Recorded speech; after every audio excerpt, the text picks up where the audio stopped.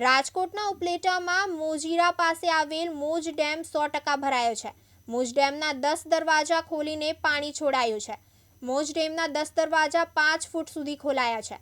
મોજ ડેમમાં પાણીની આવક અને જાવક 18,345 ક્યુસેક છે। તો ઉપલેટાના ગંધેથડ ગાયત્રી આશ્રમ પાસે આવેલ વેણુ 2 ડેમના 7 દરવાજા 7 ફૂટ ખોલવામાં આવ્યા છે, જેમાં પાણીની આવક અને જાવક ક્યુસેક 50,481 છે। તો બીજી તરફ ધોરાજીના ભૂખી ગામ પાસે આવેલ ભાદર 2 ડેમના 2 દરવાજા અડધો ફૂટ ખોલવામાં આવ્યા છે, જેમાં પાણીની આવક અને જાવક 1200 ક્યુસેક છે।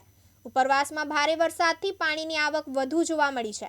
નીચાણવાળા વિસ્તારોને સાવચેત કરાયા છે। નદીના પટમાં ન જવા માટે સૂચના આપવામાં આવી છે।